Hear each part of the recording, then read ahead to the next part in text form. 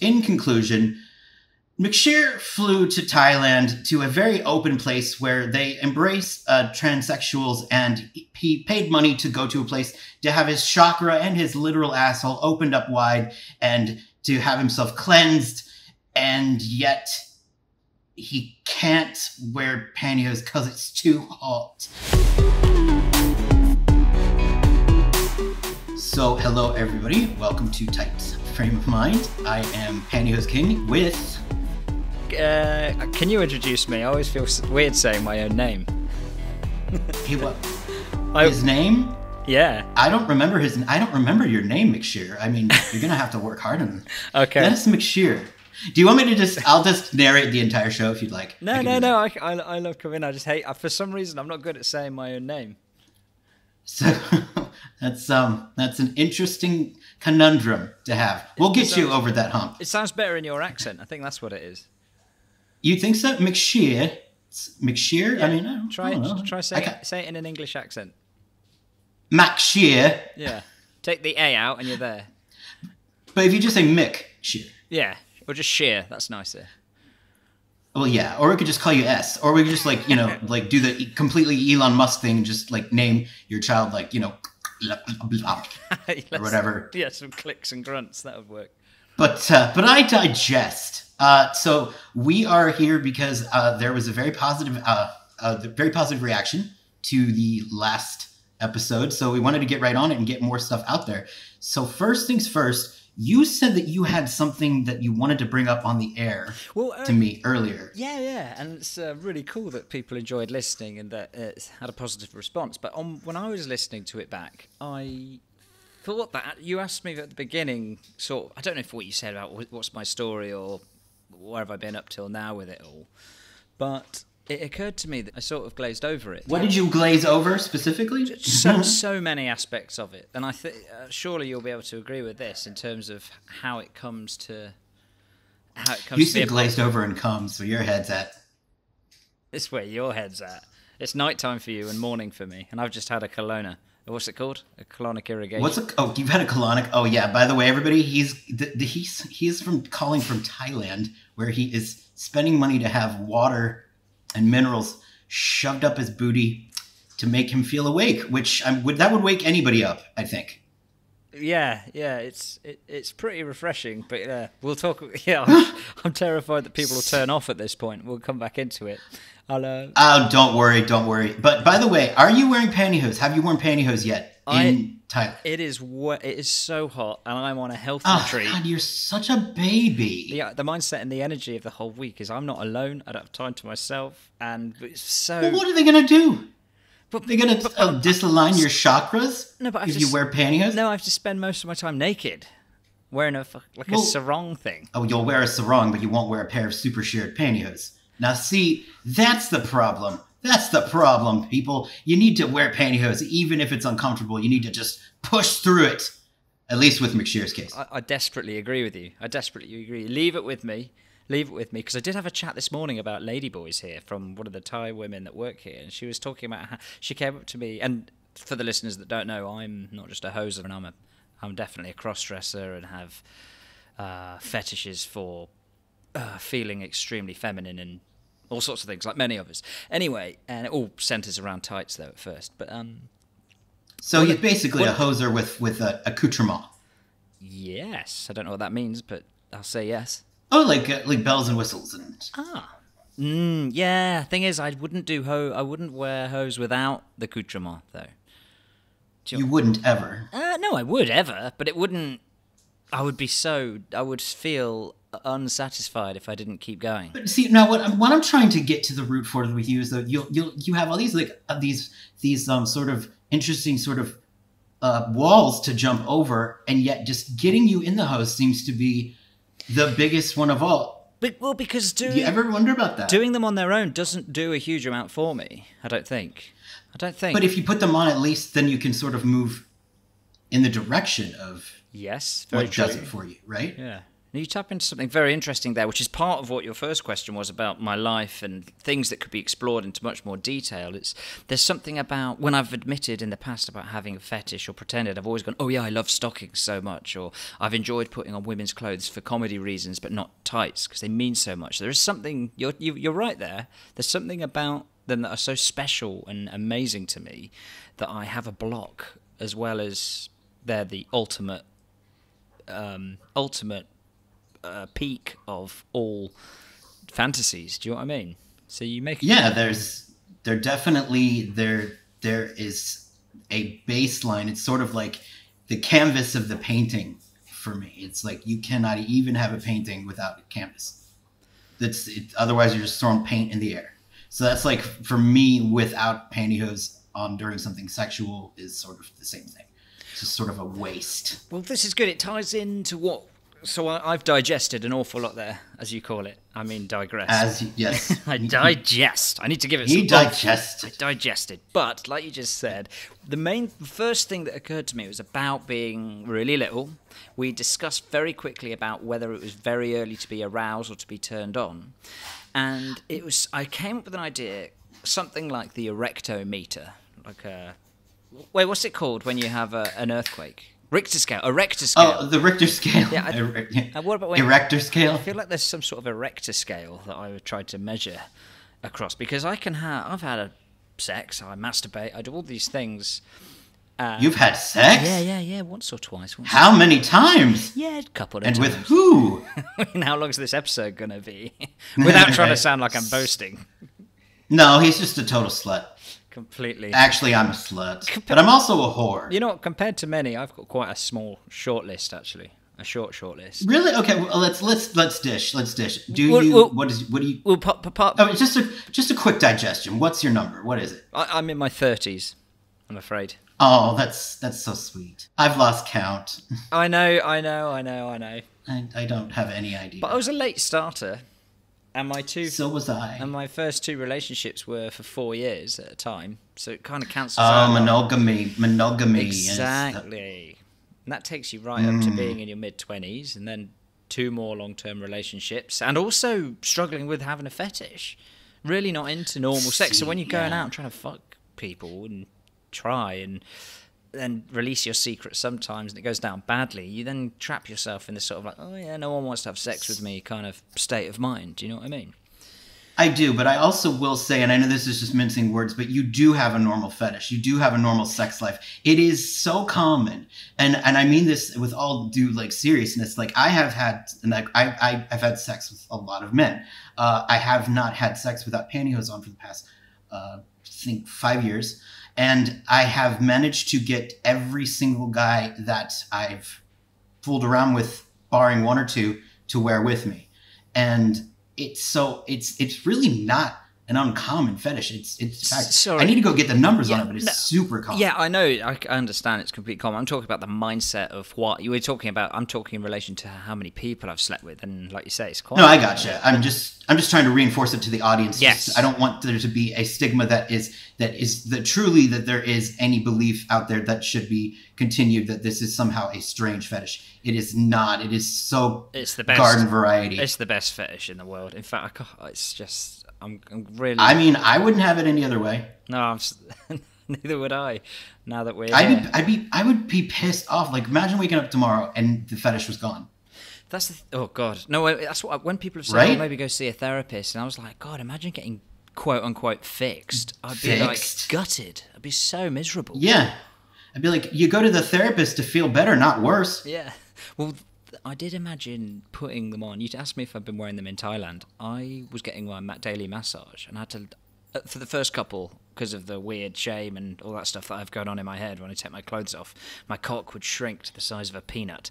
But yesterday, I was sort of over that, and it was that sensual, they're really intimate, and you're completely naked. You got a little sarong that they move around your body, but I was getting a little bit of, when you start, on the erector scale, on the erector scale, I was getting to like a 1. Like the sort of blood. So you were like, are they erotic massages or what are they? No, they're not intentionally. I find them very erotic. They're not like happy endings or something? No, there's too many people in the same space, but it's very silent with peaceful music. It's all like quite hippie dippy sort of stuff, and which I'm not normally into. But I hate hippie ending. No, hippie ending. No, it's all very away. But in terms of this erector scale that I've brought up today, I'd say I'm getting to about a 1. But then I started imagining the way she was rubbing my thighs. If I was wearing some black tights, which I have brought with me, I was like, oh my God, imagine being around all these masseuses with all this control over me and rubbing my legs. And I was like, honestly, mate, oh my God, I'm so... And apparently it happens. Apparently men get hard-ons when they're relaxed and getting... Oh, yeah. But I was like, I can't even do this because I'm going to... If I was to wear them, it would be purely for sexual reasons and I might get thrown out. It's not going to be, oh, you want to wear You them. would get thrown out? No, well, yeah, because you're... I don't... Maybe I'm not, but I've been in places before where you can't go for a massage or a therapy. If as a man with a woman, you can't... If you have an accident, you get thrown out? No, if they're not touching you? No, if you have an accident, you're not going to get thrown out. I'm saying I would imagine if I was to wear them, they'd be like, okay, fine. But then if it was clearly for sexual reasons, they'd be like, well, you can't do that with our staff. You'd have an accident. That's all it would be. They'd be like, can you go over to Patong and hire a hooker, mate? They're like, can you imagine that? They're like, can you go put on more or less clothes? We prefer you to be more naked than like... Because technically, if you're wearing pantyhose, you're more covered up, right? If you were wearing pantyhose and a sarong, it's like you're even more covered. Yeah, it does sound really nice. Leave it with me. Let me see how my perfect ruse. It's the perfect ruse. I hope this isn't some sort of like horrible, like I hope we don't come off as some sort of scheming deviant. So we're like, oh, we're gonna trick somebody into giving us an orgasm. That's not it's a joke, but it's also, it's a fun, sexy joke. It's digesting through your. Digesting. I'm gonna get used to making digesting sound like digesting. You do it well. I would love to try it. Leave it with me, see how the confidence goes. Because as I was saying, I had a conversation with one of the staff today who mentioned how open they were here to men becoming women, as Thailand is so renowned for. Yeah, it's where a lot of the early... I mean, people had to travel across the world to get the reassignment surgeries back in the day. Yeah. So... Like, it was the only place that did them, I think. Yeah. So heading back to this erector scale, because I think I'm probably the only one that cares, but just in case anyone else does. And sorry, King, if I keep obsessing over one point, but I wanted to dig into that feeling of, when people talk... Getting an erection? Yeah, well, there's getting an erection, but then there's actually those early stages when it wasn't just an erection, it was like my heart became 3 times as heavy, but kind of felt beautiful. It's like my toes ached. It's arousal. Yeah, but do you not have other versions of that when it's just a hard-on, quite fun? Like when you're not involving tights? Whereas I'm like going, wow, I'm getting this deep. And the more and more, like, say, and you talk about how you... Of course. But you talk about you talk about how you would have sex all the time with tights on, which sounds like heaven to me. Well, but does it not diminish the experience at all? Like, when you suppress it for a while and then you let it out the bag, you have this deep... I don't know what to call it. That's why. No, I understand what you're saying. I mean, like the whole, you deprive yourself of it to let you have it, but I also just have a hard time because I do wear openly too, so it's part of my daily outfit. So like, if someone's coming over, I'm already wearing them, and it's like, why would I? I mean, I'm not going to take them off because they feel fantastic. I'm wearing them right now. And what we're going to do, by the way, is we're starting a Patreon for the channel. And there's going to be not just extended episodes that we're going to be doing, but we're also going to be, well, at least I will be doing, because some of us don't wear pantyhose during the recordings. But I will be taking pictures. I will when I'm home. I will. I will be taking a picture of my legs holding up a date of that, and that will be exclusive stuff for the patrons to see. And we'll even get McSheer to do it too. We'll get him in those hoods. We'll do that.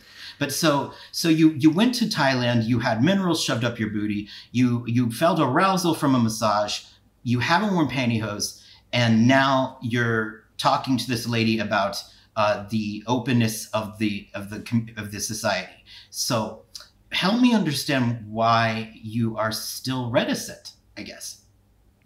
to just it's not really do to it. do, it's honestly not to do with that. I've switched into podcast brain for this, but it's an extremely packed schedule when you're constantly in meetings. It's more that my mind is completely, only when I'm having a massage have I thought about it, and also in preparation for talking to you.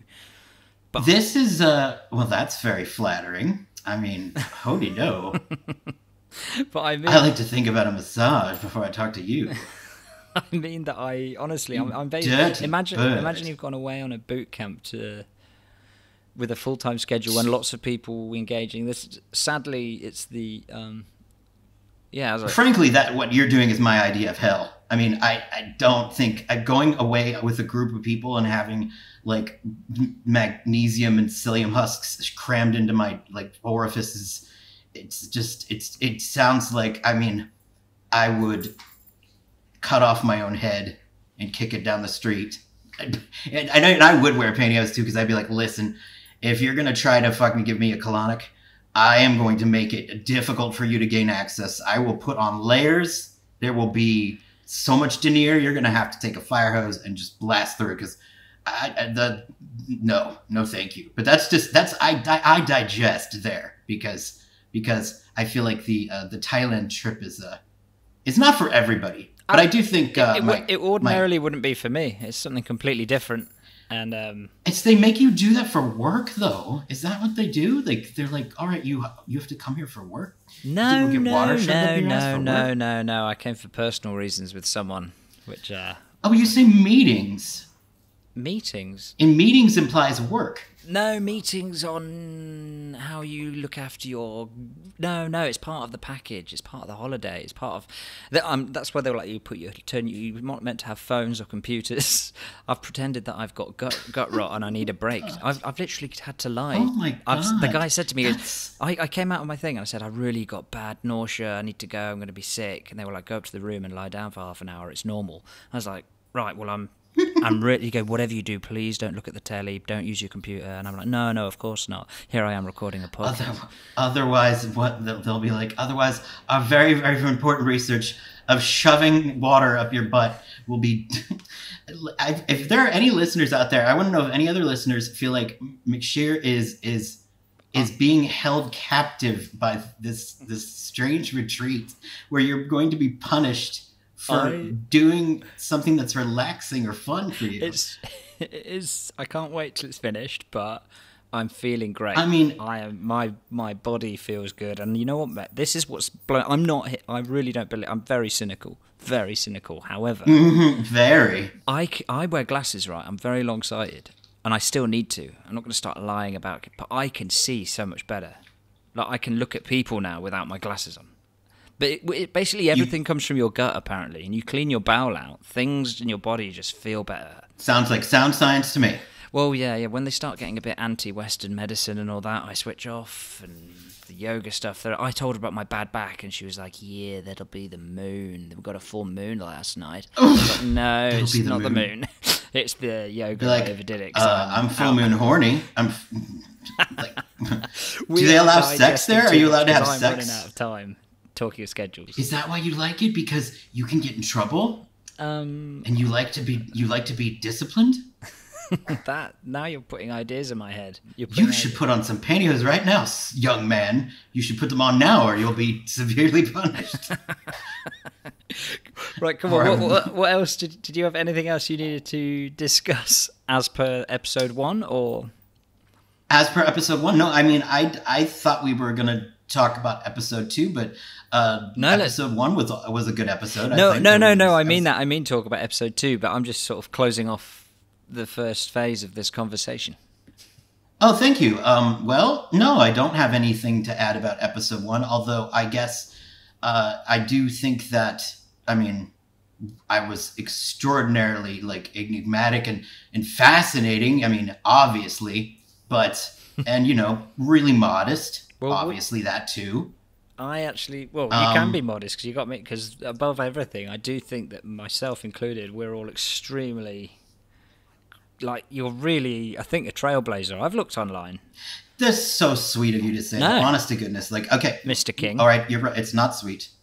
You're correct. It's not sweet of you to say. It is sweet of you to say, because trailblazing is, every time somebody says that to me, I really do believe that it is like super kind, because I was just doing what I was doing. Like, I didn't have any intention, and I didn't, because I'm like a horse with blinders on. I just was looking forward, and then to find out that I could do that, that I can help anybody else, was a surprise and is a surprise.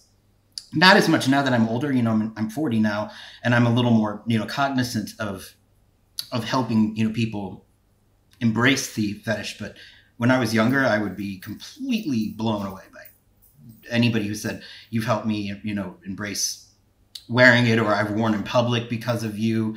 I mean, it's a shame that a lot of these people, I've never got to meet them or see them, but I know it's out there, and it never stops being. It's only going to grow, and it's trailblazing in terms of courage, and I hate to put these labels on it. I really do, but there's just something about the confidence of, once gay men have come out, what else matters? I've got so many gay friends. I live, like my brother's gay, and also a load of I work in theatre. I've got, my best friend is gay, and we talk about this all the time.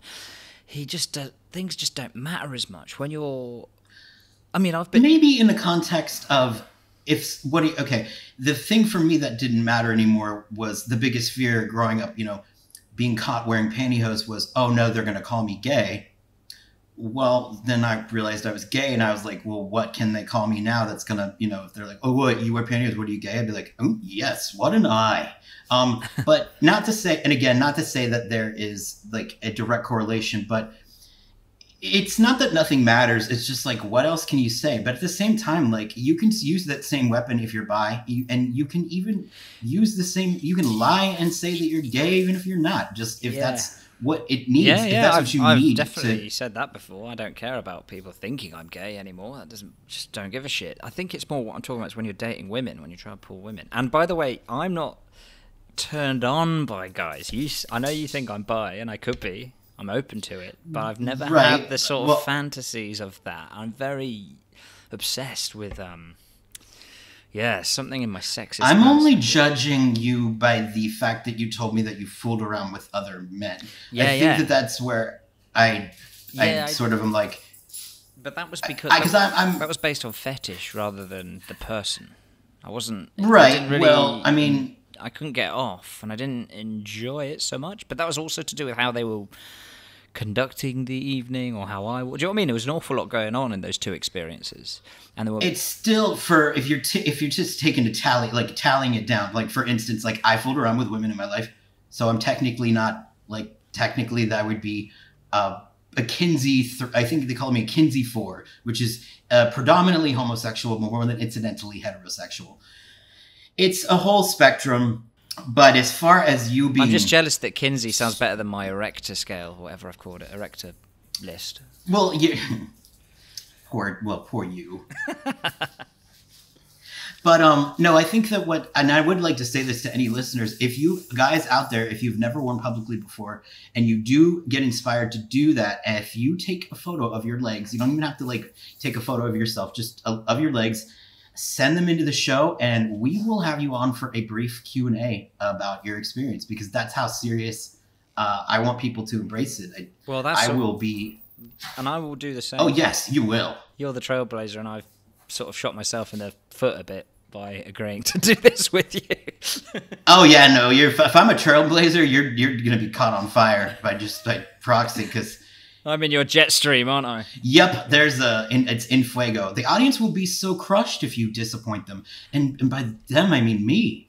And I just, you have to do this because we're rooting for you, McSheer. Oh yeah, okay. Well, I'm talking about the public stuff. I'm really looking forward to doing it and sending in my pictures. And it's like, I mean, because what could those people say at your retreat? Could they say, I'm not really asked about what people say, you know. It's more about my own head. And what are you asked about? It's in the UK. What's asking you? In the UK, it's my own. I know, but what are you asked? Is it your own ass is asking you? What do you want to say? My ass? My goddamn ass? Your mind ass. I can't really be arsed now, can I? Do you even use that phrase? Do you even have that phrase going? No, we don't say no, you don't say can I be asked. It would be more like can't be I don't give a shit. I think would be the American version or something. I'm not bothered about what people think necessarily. I'm bothered about what I think sometimes. Sometimes that's how I feel and how I think about myself. I want to look different to how I do. So it's not really about always wondering what people are going to say. I mean, I think that's, I understand what you mean by, you can be blocked by your own, how you want to wear it and where you want to wear it. I guess for me, it's more of just like a double dog dare than anything else. Just well, in nothing, that case, I will definitely try and wear them here in Thailand to get started. How about that? Thailand, huh? Now this will be a surprise before the next time we talk, because next time I talk to you, you'll be back in London town. Yes. So is it how much longer before the Gestapo comes knocking at your door? I've kind of got to go. I've got to go because they've been timing your diarrhea. Yeah. Well, no, I've got a yoga session in 1 or 2 minutes. But you're back. It's not really in pain. I made that up so I could talk to you. Okay, yeah. Oh my God. Well, I hope we get some pantyhose material out of this episode of water coming from the butt. I've really got to run downstairs. So I'm saying goodbye. Yeah, you got to go shoot off. Remember how you said you were going to shoot off? You're like, I'm about to shoot off. And I'm like, glazing shoot off. When's the last time you had a nut just before this call, but I've literally got to run. I'm holding the group up. I'll speak to you. All right, have fun. Next episode will be all about the king. Good night. No, well, it will be all about pantyhose. It will be all about pantyhose. True. Well, you wanted to talk about Thailand, not me. I did want to talk about Thailand, but I also was hoping you had to put on pantyhose.